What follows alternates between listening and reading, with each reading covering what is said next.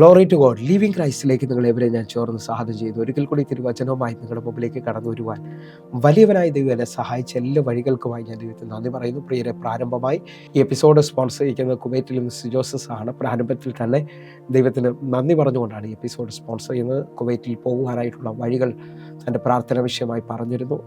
Kuwait exam പാസ്സാകാൻ പ്രാർത്ഥന വിഷയമായി പറഞ്ഞിരുന്നു. അതെല്ലാം കർത്താവ് അത്ഭുതകരമായി തന്നെ വിജയത്തിലേക്ക് നടത്തി. താൻ ഇന്ന് കുവൈറ്റിൽ ജോലി ചെയ്യുകയാണ്. കർത്താവ് തന്നെ അവിടം വരെ എത്തിച്ചതിനായിട്ട് ദൈവത്തിന് 1000 നന്ദി പറഞ്ഞുകൊണ്ട് ഈ എപ്പിസോഡ് സ്പോൺസർ ചെയ്യുന്നു. അതേപോലെ തന്നെ തൻ്റെ പ്രാർത്ഥന വിഷയം എന്ന് പറയുന്നത്, തൻ്റെ ഹസ്ബൻഡ് ഇപ്പോൾ ദുബൈയിലായിരിക്കുന്നു. ബ്രദറിൻ്റെ പേര് ബിബിൻ എന്നാണ്. ബ്രദർ അവിടെ എക്സാം എഴുതി അവിടെ പാസ്സായി തൻ്റെ ജോലിയിൽ പ്രവേശിക്കേണ്ടതിനായിട്ടും കർത്താവ് തന്നെ അവിടെ നിർത്തിയിരിക്കുന്നിടത്തോളം കാലം അവിടെ നിലനിൽക്കേണ്ടതിനായിട്ടും പ്രത്യേകമായി പ്രാർത്ഥന വിഷയം ചോദിക്കുന്നു. അതേപോലെ തന്നെ തൻ്റെ സഹോദരൻ ഇപ്പോൾ യൂറോപ്പിലാണ് ആയിരിക്കുന്നത്. ജസ്റ്റിൻ എന്നാണ് വീട്ടിൽ വിളിക്കുന്നത്. ജസ്റ്റിന് വേണ്ടി നമുക്ക് ഒരുമിച്ച് പ്രാർത്ഥിക്കാം. അവിടെയും പരീക്ഷ പാസ്സായി അവിടെ നിന്ന് സെറ്റിലാകേണ്ടതിനായിട്ട് അവിടെ കർത്താവ് എല്ലാ വഴികളും അതിനു വേണ്ടി തുറക്കേണ്ടതിനായിട്ടും പ്രത്യേകമായി പ്രാർത്ഥന വിഷയം ചോദിക്കുന്നു. അതേപോലെ തന്നെ പ്രിയസിൻ്റെ മാതാവിന് വേണ്ടി കൈകാലുകൾക്ക് വേദനയുണ്ട്, പ്രഷറും ഷുഗറും ഉണ്ട്, അതിനകത്തുനിന്ന് പൂർണ്ണമായി സൗഖ്യമാക്കേണ്ടതിനായിട്ടും പ്രത്യേകമായി പ്രാർത്ഥന വിഷയം ചോദിക്കുന്നു. അതേപോലെ തന്നെ പ്രിയസിനെ ആ ദേശത്തിൽ കുവൈറ്റിൽ ദേശത്ത് കർത്താവ് മാനിക്കുകയും ഉയർത്തുകയും ചെയ്യേണ്ടതിനായിട്ട് പ്രത്യേകമായി പ്രാർത്ഥന വിഷയം ചോദിക്കുകയാണ്. നമുക്ക് ഒരുമിച്ച് ചേർന്നുകൊണ്ട് ഈ മകൾക്ക് വേണ്ടി പ്രാർത്ഥിക്കാം. എൻ്റെ കൂടെ എത്ര പേർ ഈ മകൾക്ക് വേണ്ടി പ്രാർത്ഥിക്കാൻ തയ്യാറാകും? വലിയൊരു ദൈവപ്രവൃത്തിക്ക് വേണ്ടി നമുക്ക് ഒരുമിച്ച് പ്രാർത്ഥിക്കാം. ദൈവം ഇവരുടെ പ്രാർത്ഥനയ്ക്ക് മറുപടി കൊടുക്കട്ടെ. ഹസ്ബൻഡിന് വേണ്ടി പ്രത്യേകമായി തൻ്റെ സ്വഭാവത്തിനകത്ത് എല്ലാത്തിനകത്തും ദൈവത്തിൻ്റെ വലിയ പ്രവൃത്തി വെളിപ്പെട്ട് വരേണ്ടതിനായിട്ട് കർത്താവ് ആ ദേശത്തിൽ തന്നെ മാനിക്കേണ്ടതിനായി, ദുബായിയുടെ പട്ടണത്തിൽ ദൈവം മാനിക്കേണ്ടതിനായിട്ട് നമുക്ക് ഒരുമിച്ച് പ്രാർത്ഥിക്കാം. കണ്ണുകൾ അടയ്ക്കാം. ഞങ്ങളെ സ്നേഹിക്കുന്ന ഞങ്ങളുടെ നല്ല ദൈവമേ, പൂർണ്ണ ഹൃദയത്തോടെ ഞങ്ങൾ ഈ പ്രിയസിനായി പ്രാർത്ഥിക്കുന്നു. കർത്താവെ, അത്ഭുതകരമായ ആ ദേശത്ത് കൊണ്ടുപോയല്ലോ കർത്താവെ. എക്സാം പാസ്സാക്കി എല്ലാ കടമ്പകളും അങ്ങ് ഇതുവരെയും ജയത്തോടെ നടത്തിയതിനായി കർത്താവെ, അങ്ങ് അത്ഭുതം ചെയ്തതിനായി ഞങ്ങൾ സ്തോത്രം ചെയ്യുന്നു. പ്രത്യേകിച്ച് പ്രിയസിൻ്റെ ഹസ്ബൻഡിനായി പ്രാർത്ഥിക്കുന്നു. എക്സാം പാസ്സാകേണ്ടതിനായിട്ട് ദൈവം ഒരു അത്ഭുതം തനിക്ക് ആ ദേശത്തിൽ ദുബായിയുടെ പട്ടണത്തിൽ ചെയ്യേണ്ടതിനായി പ്രാർത്ഥിക്കുന്നു. ഉയർത്തണമേ അപ്പ കർത്താവെ. ഞങ്ങൾ അതേപോലെ വിശ്വസിച്ചുകൊണ്ട് പ്രാർത്ഥിക്കുകയാണ്. ദൈവത്തിൻ്റെ കരം, ദൈവത്തിൻ്റെ പ്രവൃത്തി വെളിപ്പെട്ട് വരേണ്ടതിനായിട്ട് കർത്താവെ, ഞങ്ങൾ ഒരുമിച്ച് പ്രാർത്ഥിക്കുന്ന ഈ മിനിറ്റിൽ തന്നെ കർത്താവ് ഈ മകൾക്ക് വേണ്ടി ഒരത്ഭുതം ചെയ്യണം. ആ ദേശത്ത് കുവൈറ്റിൻ്റെ മണ്ണിൽ മാനിക്കണം. തൻ്റെ സഹോദരനായി ജസ്സിനായി ഞങ്ങൾ പ്രാർത്ഥിക്കുന്നു. കർത്താവെ, യൂറോപ്പിൻ്റെ മണ്ണിൽ അങ്ങ് മാനിക്കണമേ അപ്പ, അനുഗ്രഹിക്കണമേ അപ്പ. യേശുവിൻ്റെ നാമത്തിൽ ഒരത്ഭുതമാക്കി അങ്ങ് തീർക്കണമേ അപ്പ കർത്താവെ. അതേപോലെ ഞങ്ങൾ ഒരുമിച്ച് ചേർന്ന് പ്രിയസിൻ്റെ മാതാവിനായി പ്രാർത്ഥിക്കുന്നു. അത്ഭുതം ചെയ്യണമേ. ദൈവത്തിൻ്റെ പ്രവൃത്തി അങ്ങ് വെളിപ്പെടുത്തണമേ അപ്പ കർത്താവ്. അത് അത്ഭുതകരമായി മുമ്പോട്ട് നടത്തുന്നതിനായി സ്തോത്രം. ഒരുമിച്ച് ഈ കുടുംബത്തെ ഏൽപ്പിക്കുന്നു. ദൈവം എല്ലാ നിലയിലും മാനിക്കണം, എല്ലാ നിലയിലും കരുതണം. ഇതുവരെയും നടത്തിയ ദൈവം ഇവരെ വീണ്ടും കരം പിടിച്ച് നടത്തണമേ. യേശുവിൻ നാമത്തിൽ ഞാൻ പ്രാർത്ഥിക്കുന്നു. കേൾക്കണം പിതാവേ. ആമേൻ, ആമേൻ, ആമേൻ. പ്രിയരെ, അനുഗ്രഹിക്കപ്പെട്ട ഒരു എപ്പിസോഡോട് ഞങ്ങൾ ക്ഷണിക്കുന്നു. കടന്നോളാണ്. പ്രിയരെ, മാറ്റമില്ലാത്ത ദൈവത്തിൻ്റെ തിരുവചനത്തിലേക്ക് ഞാൻ നിങ്ങളെ ക്ഷണിക്കുന്നു. ആർക്കും മാറ്റാൻ കഴിയാത്തതും വിശ്വസിക്കുന്ന ഇവർക്കും മാറ്റം കൊണ്ടുവരുന്നതുമായ തമ്പുരാൻ്റെ തിരുവചനവുമായി ഒരിക്കൽ കൂടെ നിങ്ങളുടെ മുമ്പിലേക്ക് കടന്നു വരുവാൻ വലിയവനായ ദൈവം എന്നെ സഹായിച്ച എല്ലാ വഴികൾക്കുമായി നന്ദി പറഞ്ഞുകൊണ്ട്, എന്നെ കേൾക്കുന്നവരെ, ദൈവത്തിൻ്റെ വചനത്തിന് മാറ്റമില്ലല്ലോ.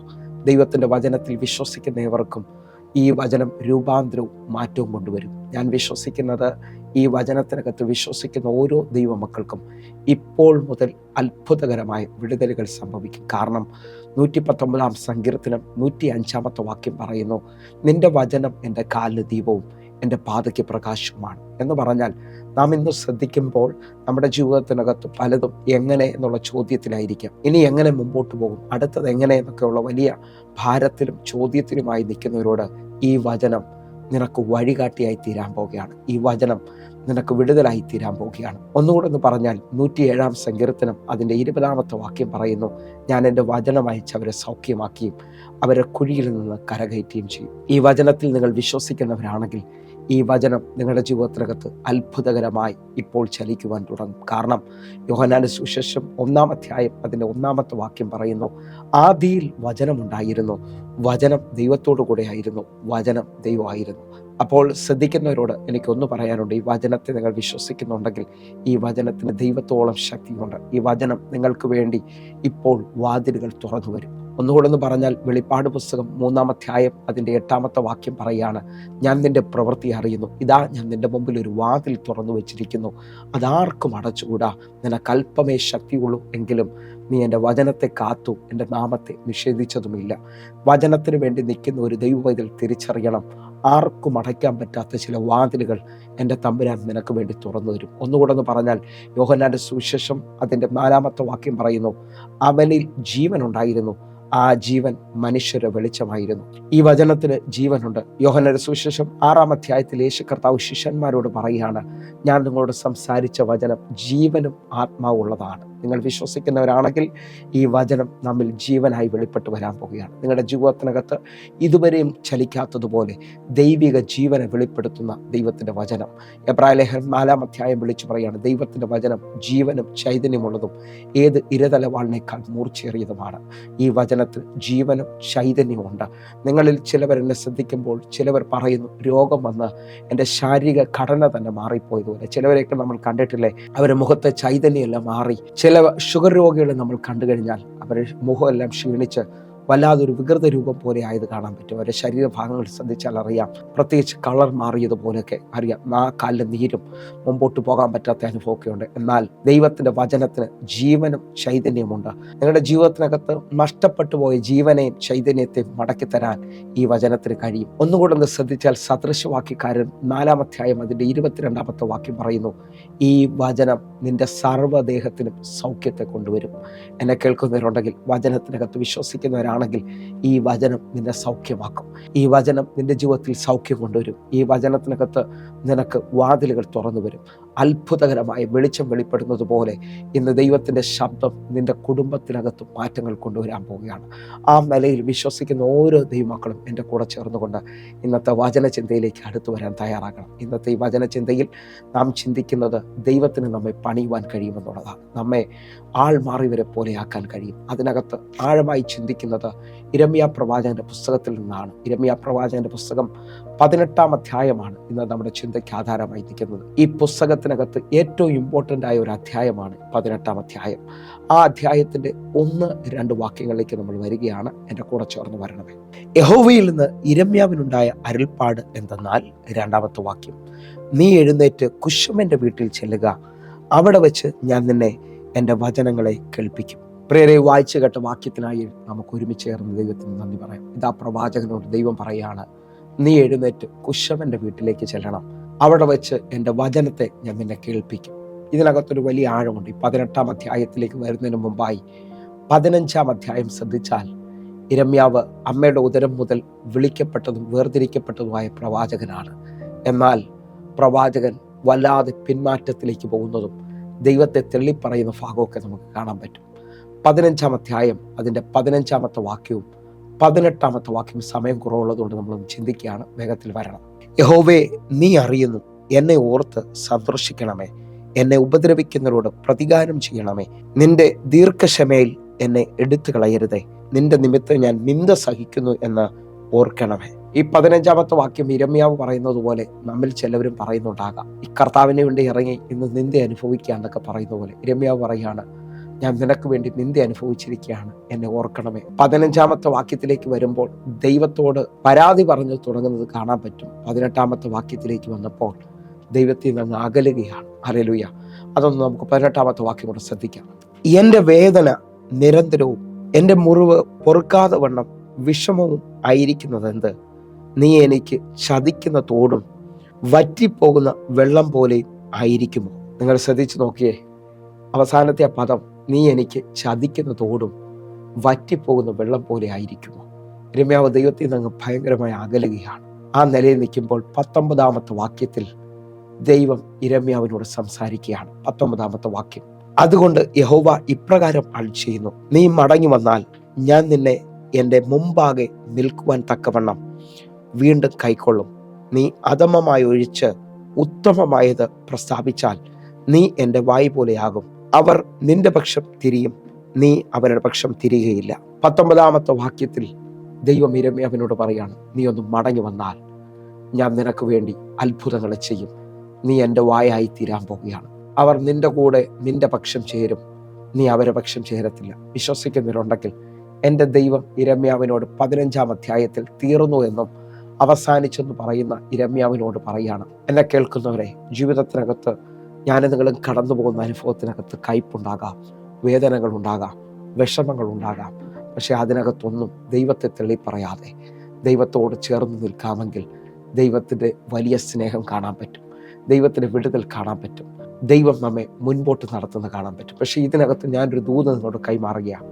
15-ാം അധ്യായത്തിൽ ലോകം തീരുമെന്ന് പറഞ്ഞ, ഇനി മാർഗമില്ലെന്ന് പറഞ്ഞ യിരെമ്യാവിനെ ദൈവം മടക്കി കൊണ്ടുവരികയാണ്. 16, 17 അധ്യായത്തിലൂടെ ദൈവം നടത്തി ഇതാ 18-ാം അധ്യായത്തിൽ കൊണ്ടുവന്ന് ആഴം വെളിപ്പെടുത്തുകയാണ്. യിരെമ്യാവേ, നീ എഴുന്നേറ്റ് കുശവന്റെ വീട്ടിൽ വരണം, ഞാൻ അവിടെ വെച്ച് നിന്നെ എൻ്റെ വചനം കേൾപ്പിക്കും. എന്നെ കേൾക്കുന്നവരെ, ഇതിനകത്തു നിന്ന് നമ്മുടെ ചിന്ത ഇന്ന് തുടങ്ങുകയാണ്. കുശവന്റെ വീട്ടിലേക്ക് ചെല്ലുന്ന യിരെമ്യാവിനോട് ദൈവത്തിന് പറയാനുള്ളത്, അവിടെ വെച്ച് എൻ്റെ വചനം ഞാൻ നിന്നെ കേൾപ്പിക്കും എന്നുള്ളതാണ്.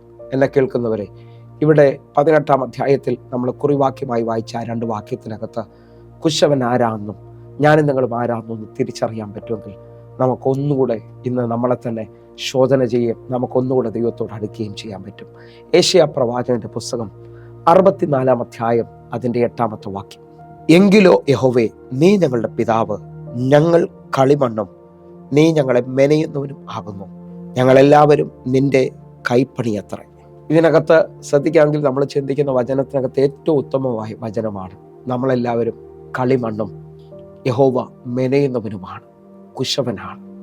എന്നെ കേൾക്കുന്നവരുണ്ടെങ്കിൽ ശ്രദ്ധിച്ചോ, ഇതാ നിന്നെ മെനയുവാൻ, നിന്നെ പണിയുവാൻ എൻ്റെ ദൈവത്തിന് കഴിയും. ആ നിലയിലൊന്നും മടങ്ങി വരാൻ പറ്റുമെങ്കിൽ ഇന്നു മുതൽ ചിലവർ സാക്ഷ്യത്തിലേക്ക് കയറാൻ പോവുകയാണ്.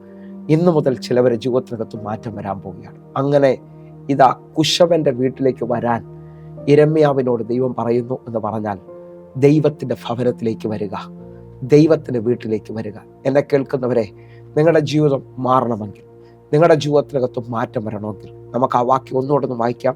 യിരെമ്യാ പ്രവാചകന്റെ പുസ്തകം 18-ാം അധ്യായം അതിൻ്റെ 2-ാമത്തെ വാക്യം, നീ എഴുന്നേറ്റ് കുശവന്റെ വീട്ടിലേക്ക് ചെല്ലുക, അവിടെ വെച്ച് ഞാൻ നിന്നെ എൻ്റെ വചനങ്ങളെ കേൾപ്പിക്കും. ഈ വാക്യത്തിന്റെ അടിസ്ഥാനത്തിൽ ഒരു വ്യക്തി കുശവന്റെ വീട്ടിലേക്ക് അല്ലെങ്കിൽ ദൈവത്തിന്റെ ഭവനത്തിലേക്ക് ആദ്യമായി കയറി വരുമ്പോൾ അവന്റെ ജീവിതത്തിൽ ഒന്നാമത് ദൈവം ചെയ്യുന്നത് അവനെ ദൈവത്തിന്റെ വചനം കേൾപ്പിക്കും.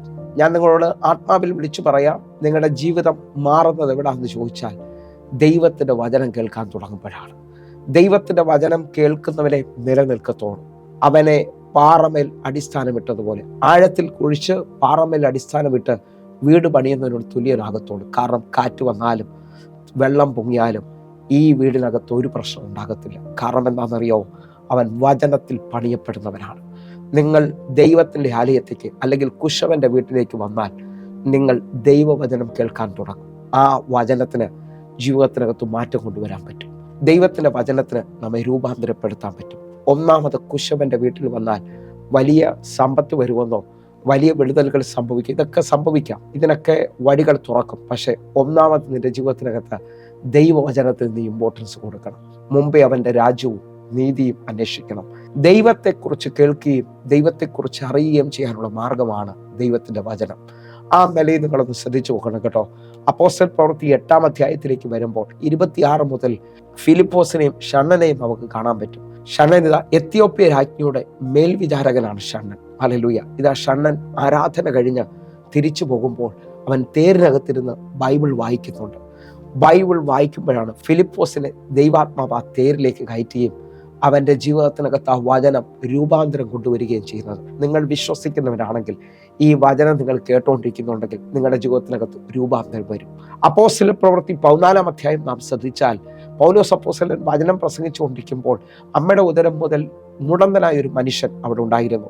അവൻ ഇതാ പൗലോസ് പ്രസംഗിക്കുന്ന വചനം ശ്രദ്ധിച്ചുകൊണ്ടിരിക്കുകയാണ്. ആ ശ്രദ്ധിച്ചുകൊണ്ടിരിക്കുമ്പോൾ തന്നെ ആ വചനം കേട്ട് അവനിൽ വിശ്വാസം ഉളവാകാൻ തുടങ്ങി. വിശ്വാസം ഉളവാകി അവന് സൗഖ്യമാകാൻ വിശ്വാസമുണ്ടെന്ന് പൗലോസ് കണ്ടിട്ട് ഇതാ ദൈവം അവന് എഴുന്നേൽപ്പിക്കാൻ പോവുകയാണ്. നിങ്ങൾ വിശ്വസിക്കുന്നവരാണെങ്കിൽ ഈ വചനത്തിനകത്ത് നിങ്ങളുടെ വിടുതലുകളുണ്ട്. അറിയാം, ഈ വചനത്തിനകത്ത് നിങ്ങൾക്ക് മാറ്റം വരും. ഹല്ലേലൂയ. അസ്ഥി താഴ്വരയിൽ പ്രവാചകനെ കൊണ്ടുവന്ന് നിർത്തിയിട്ട് ഇതാ അസ്ഥികളോട് പ്രവചിച്ചു പറയേണ്ടത് യഹോവയുടെ വചനം കേൾക്കണം. വചനം കേൾക്കാൻ തുടങ്ങിയാൽ നിന്നിൽ ജീവൻ വരാൻ തുടങ്ങും. നിന്നിൽ ഒരു എഴുന്നേൽപ്പ് സംഭവിക്കും. ഇന്നും ഈ വചനം കേട്ടുകൊണ്ടിരിക്കുമ്പോൾ മരിക്കണമെന്ന് തോന്നുന്ന ചിലവരുണ്ട്. ജീവിതത്തിനകത്ത് എല്ലാം അവസാനിച്ചെന്ന് പറയുന്ന ചിലരുണ്ട്. ഞാൻ നിങ്ങളെ നോക്കി ആത്മാവിൽ വിളിച്ചു പറയാ, ഈ വചനം കേട്ടുകൊണ്ടിരിക്കുമ്പോൾ മരണചിന്തകൾ മാറിപ്പോകും. എഴുന്നേൽപ്പിനും പുതിയ വഴികൾക്കുമുള്ള സാധ്യതകൾ വെളിപ്പെട്ടു വരും. നിങ്ങൾ വിശ്വസിക്കുന്നവരാണെങ്കിൽ ഞാൻ അങ്ങനെ തന്നെ വിളിച്ചു പറയുന്നു, നിങ്ങൾ സൈന്യമായി എഴുന്നേൽക്കാൻ പോകുന്നു. നിങ്ങൾ ആ പട്ടണത്തിന് വെളിച്ചമാകാൻ പോകുന്നു. കാരണം ഈ വചനത്തിന് നിന്റെ ജീവിതത്തിനകത്ത് മാറ്റം കൊണ്ടുവരാൻ പറ്റും. ഹല്ലേലൂയ. ദൈവശബ്ദത്തിന് നിന്റെ ഒഴിഞ്ഞ പടങ്ങളെ നിറയ്ക്കാൻ പറ്റും. ഹല്ലേലൂയ. അങ്ങനെ വിശ്വസിച്ചുകൊണ്ട് ഒരു പദം കൂടെ നിങ്ങളുടെ മുമ്പിൽ കയറി പറയുകയാണ്. അപ്പോസ്തല പ്രവൃത്തി 10-ാം അധ്യായം ശ്രദ്ധിച്ചാൽ അവിടെ കൊർന്നേലിയസ് എന്ന് പറയുന്ന ഒരു ശതാധിപനെ കാണാൻ പറ്റും. ഒന്നിനും കുറവില്ലാത്ത മനുഷ്യൻ. ഹല്ലേലൂയ. അവൻ വലിയ ദാനധർമ്മം ചെയ്യുന്നവനാണ്, അല്ലെങ്കിൽ എപ്പോഴും പ്രാർത്ഥിക്കുന്നവനാണ്. പക്ഷേ കൊർന്നേലിയസേ, നിന്റെ ജീവിതത്തിനകത്ത് മാറ്റം വരണമെങ്കിൽ, നീ കുടുംബമായി സ്നാനപ്പെടണമെങ്കിൽ ദൈവത്തിന്റെ വചനം കേൾക്കണം. പത്രോസിനെ ആളയച്ച് വരുത്തി ഇതാ അവന്റെ കുടുംബത്തിനകത്തിരുന്ന് ദൈവത്തിന്റെ വചനം കേട്ടുകൊണ്ടിരിക്കുമ്പോൾ ആത്മാവ് അവരുടെ വീട്ടിനകത്ത് ഇറങ്ങി വന്നു. അവരെല്ലാം ആത്മാവിൽ നിറഞ്ഞു, അന്യഭാഷകളിൽ സംസാരിക്കാൻ തുടങ്ങി. ആ സമയത്ത് ഇതാ അവർ ദൈവത്തിന്റെ രക്ഷയെ തിരിച്ചറിയുകയാണ്. നിങ്ങൾ വിശ്വസിക്കുന്നവരാണെങ്കിൽ ഈ വചനം കേൾക്കാൻ തുടങ്ങിയാൽ നിങ്ങൾക്ക് രക്ഷയുടെ വാതിൽ തുറന്നു കിട്ടും. നിങ്ങൾ ദൈവത്തിൽ ആരാണെന്ന് നിങ്ങൾക്ക് മനസ്സിലാകാൻ തുടങ്ങും. ഹല്ലേലൂയ. നിങ്ങൾ ദൈവത്തിന്റെ മക്കളാണെന്നുള്ള ഏറ്റവും വലിയ ആഴവും അധികാരവും നിങ്ങൾക്ക് മനസ്സിലാകാൻ തുടങ്ങും. അവനെ കൈക്കൊണ്ട് അവന്റെ നാമത്തിൽ വിശ്വസിക്കുന്ന ഏവർക്കും ദൈവമക്കളാകാൻ അധികാരം തന്നു എന്നുള്ള സത്യം നിങ്ങൾ ഏറ്റെടുക്കാൻ തുടങ്ങും. നിങ്ങൾ വിശ്വസിക്കുന്നവരാണെങ്കിൽ നിങ്ങൾ രാജാതി രാജാവിന്റെ മക്കളാണ്, കർത്താവിന്റെ മക്കളാണ്. വിശ്വസിക്കുന്നവരുണ്ടെങ്കിൽ, കർത്താവെ, ഇന്നു മുതൽ ഞാൻ തീരേണ്ട ആളല്ല, അങ്ങ് എനിക്ക് വേണ്ടി സകലതും ഒരുക്കിയിരിക്കുന്നു ഞാൻ തിരിച്ചറിയുന്നു. വിശ്വസിക്കുന്നവരുണ്ടെങ്കിൽ ഇപ്പോൾ മുതൽ ദൈവത്തിന്റെ വചനത്തിന്റെ ഇമ്പോർട്ടൻസ് നിങ്ങൾ തിരിച്ചറിയണം. ഇതാ കുശവന്റെ ഭവനത്തിലേക്ക് പ്രവാചകനെ കൊണ്ടുവരികയാണ്. ആ ഭവനത്തിൽ വരുമ്പോൾ അവൻ ദൈവത്തിന്റെ വചനം കേൾക്കുമെന്നാണ്. ഹല്ലേലൂയ. നിങ്ങൾ വിശ്വസിക്കാമെങ്കിൽ ദൈവത്തിന്റെ വചനമാണ് ദൈവത്തിന്റെ ഭവനത്തിലേക്ക് വരുന്ന ഒരു വ്യക്തിക്ക് വേണ്ടി ദൈവം ആദ്യം പകരുന്നത്. ഹല്ലേലൂയ. അവന് വലിയ ശുശ്രൂഷയല്ല ആദ്യം പകരുന്നത്, അവന്റെ ജീവിതത്തിനകത്ത് കോടികൾ കൈമാറുകയല്ല, പക്ഷേ അവന്റെ ജീവിതത്തിനകത്ത് ആദ്യം പകരപ്പെടുന്നത് ദൈവത്തിന്റെ വചനമാണ്. ഈ വചനം ഒരാൾ ഭക്ഷിച്ചാൽ, ഈ വചനത്തിനകത്ത് വളർന്നാൽ അവൻ ദൈവത്തിൽ വളരും. ഹല്ലേലൂയ. എങ്കിൽ അടുത്ത ചിന്തയിലേക്ക് വരികയാണ്. അടുത്ത 3-ാമത്തെ വാക്യം നമ്മൾ ഒരുമിച്ചൊന്ന് വായിക്കാൻ പോകുന്നു. അങ്ങനെ ഞാൻ കുശവന്റെ വീട്ടിൽ ചെന്നപ്പോൾ ചക്രത്തിന് മേൽ വേല ചെയ്തുകൊണ്ടിരുന്നു. 3-ാമത്തെ വാക്യത്തിൽ പ്രവാചകൻ വീട്ടിൽ വന്ന് കാണുമ്പോൾ ഇതാ കുശവൻ ചക്രത്തിന് മേൽ വേല ചെയ്യുകയാണ്.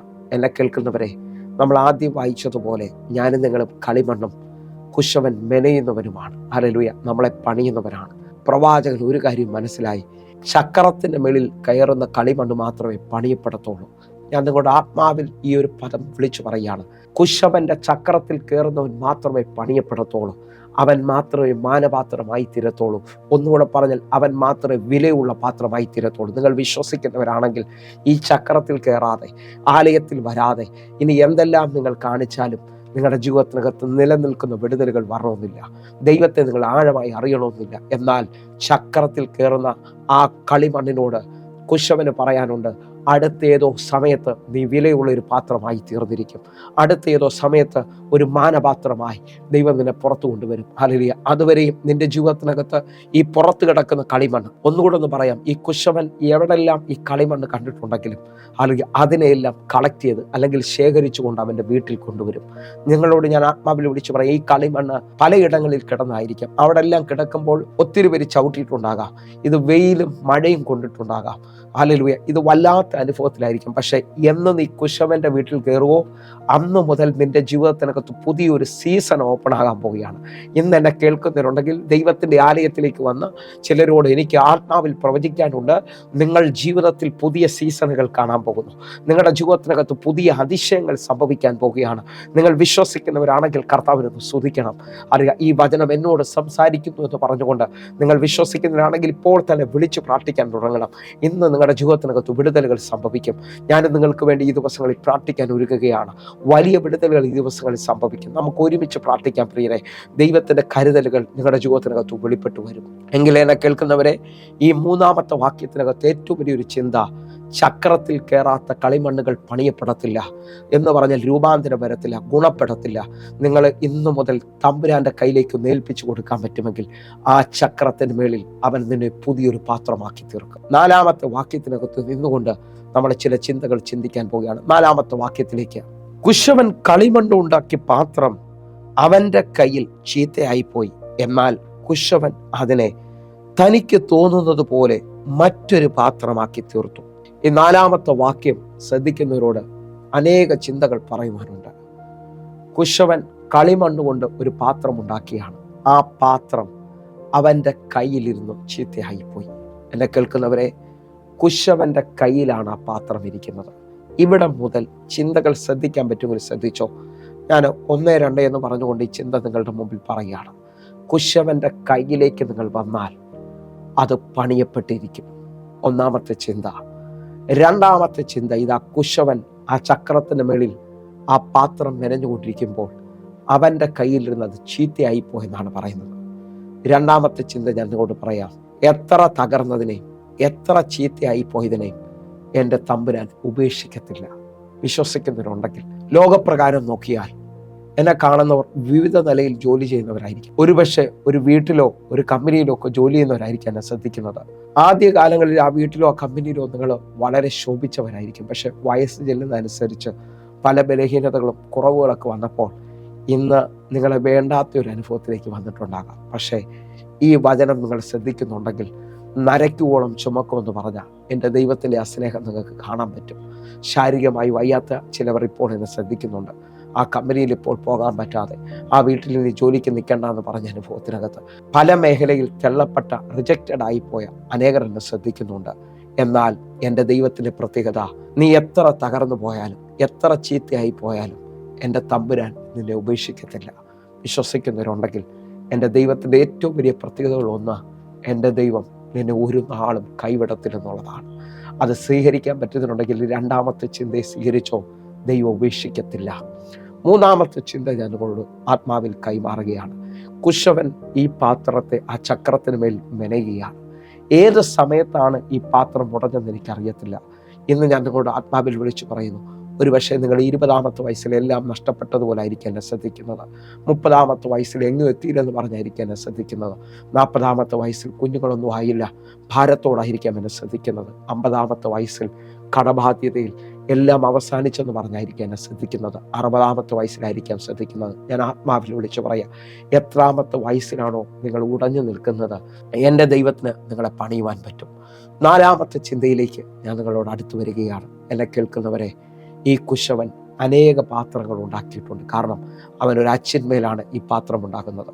ഇന്നലകളിൽ പണിഞ്ഞ അല്ലെങ്കിൽ തൊട്ടു മുമ്പ് വരെയും പണിഞ്ഞ പാത്രങ്ങൾക്കെല്ലാം ഒരേ ഷേപ്പാണ്. പക്ഷെ ഉടഞ്ഞ പാത്രത്തിൻ്റെ പ്രത്യേകത, അതിന് മാറ്റം വരാൻ പോവുകയാണ്.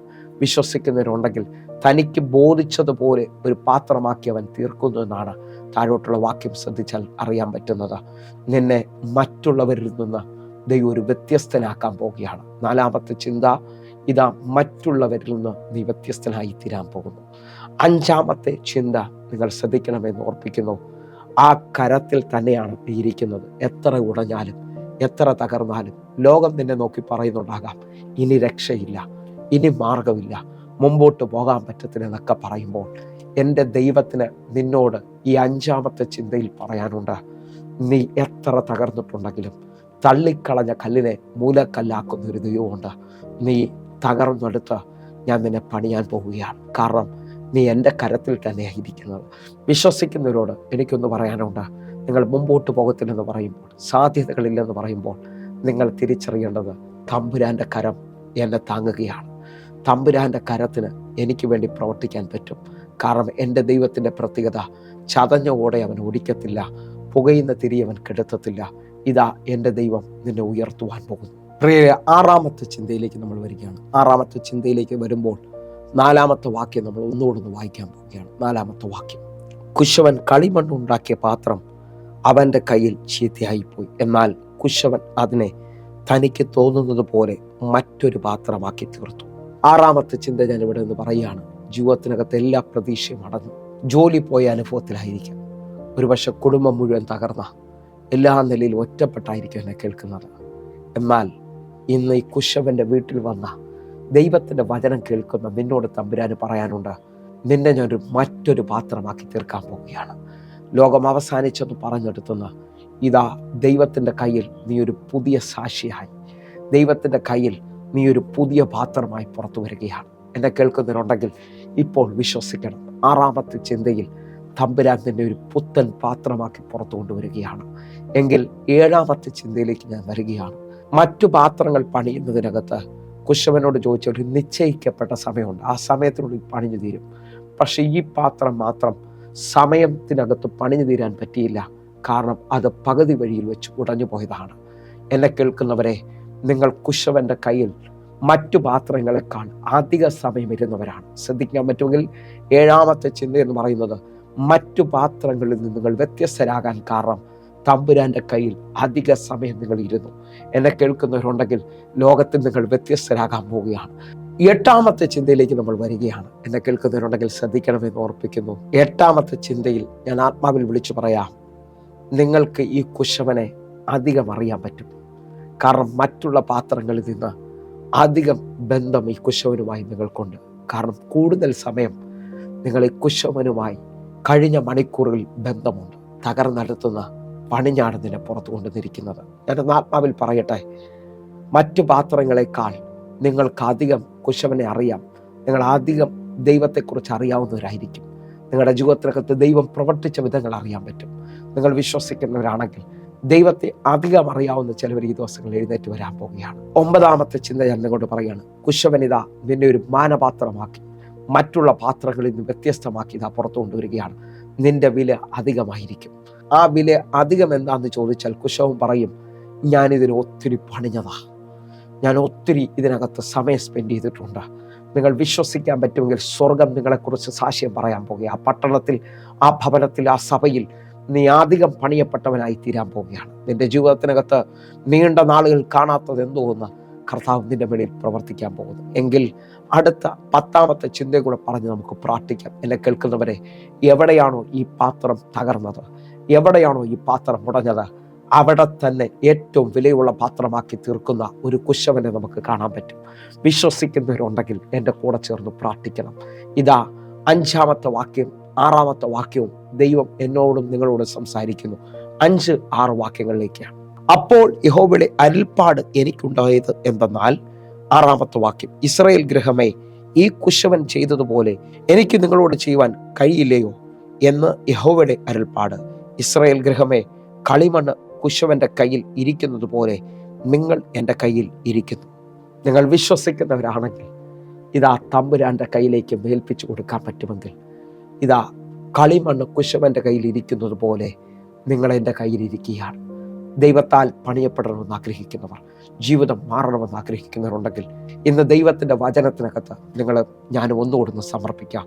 ജീവിതത്തിൽ രൂപാന്തരം വരും, ജീവിതത്തിനകത്ത് മാറ്റം വരും. ഇന്ന് കാണുന്ന ആ പ്രതികൂലത്തിനകത്ത് ദൈവം നിന്നെ പുതിയതായി പുറത്തു കൊണ്ടുവരും. അങ്ങനെ വിശ്വസിക്കുന്നവരുണ്ടെങ്കിൽ ഈ സമയത്ത് കണ്ണുകൊണ്ട് നടക്കാം. നമുക്ക് ഒരുമിച്ച് പ്രാർത്ഥിക്കാം.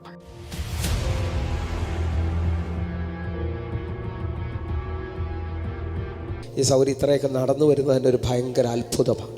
ദൈവത്തിൻ്റെ വലിയ പ്രവൃത്തിയാണ്. ഹല്ലേലൂയ. ഒരുമിച്ച് പറഞ്ഞു. സ്തോത്രം കർത്താവേ, സ്തോത്രം. ഞാനിവിടെ വെള്ളിയാഴ്ച വന്നു. എനിക്ക് നടക്കാൻ പോലും മേലായിരുന്നു. പക്ഷേ പാസ്റ്ററിൻ്റെ തലയിൽ കൈവച്ച് പ്രാർത്ഥിച്ചു. ഞാൻ വളരെ സൗഖ്യം. ഇന്നലത്തെ ശുശ്രൂഷയിൽ എനിക്ക് വളരെ വ്യത്യസ്തമായ ഒരു അനുഭവം ഉണ്ടായി.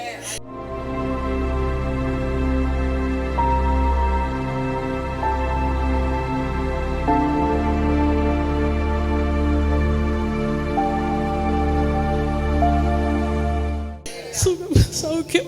എനിക്ക് സ്നാനപ്പെടണമെന്നും ആഗ്രഹമുണ്ട്. ശാരീരിക അസ്വസ്ഥത കൊണ്ടാണ് ഞാൻ ഇത്രയും വല്ലാതെ ബുദ്ധിമുട്ടി നടക്കായിരുന്നു. പാസ്റ്റർക്ക് നന്ദി, ദൈവത്തിന് നന്ദി. ആമേൻ. ഇപ്പം നടക്കാൻ പറ്റുന്നതിനകത്ത് വ്യത്യാസമായി അല്ലേ? ഒത്തിരി വ്യത്യാസമാണ്. നിങ്ങൾ പ്രാർത്ഥിക്കാനായിട്ട് വിളിക്കണം കേട്ടോ. നിങ്ങളുടെ ജീവിതത്തിനകത്ത് അത്ഭുതങ്ങൾ സംഭവിക്കും. കണ്ണുകൊണ്ട് അടയ്ക്കാം, പ്രാർത്ഥിക്കാം. ഞങ്ങളെ സ്നേഹിക്കുന്ന ഞങ്ങളുടെ നല്ല ദൈവമേ, പൂർണ്ണ ഹൃദയത്തോടെ ഞങ്ങൾ ഒരുമിച്ച് ചേർന്ന് പ്രാർത്ഥിക്കുന്നു. എന്നെ കാണുന്ന ഓരോ ദൈവമക്കളും ദൈവത്താൽ, ദൈവവചനത്താൽ പണിയപ്പെടേണ്ടതിനായി, ഇവരുടെ ജീവിതത്തിനകത്ത് മാറ്റം വരേണ്ടതിനായി ഞാൻ പ്രാർത്ഥിക്കുന്നു. കർത്താവെ, ഞങ്ങൾ ഒരുമിച്ച് സമർപ്പിക്കുകയാണ്. അനേക രോഗികൾ എന്നെ ശ്രദ്ധിക്കുന്നുണ്ട്. മുമ്പോട്ട് പോകാൻ പറ്റാതെ കടഭാരത്താൽ ശ്രദ്ധിക്കുന്നവരുണ്ട്.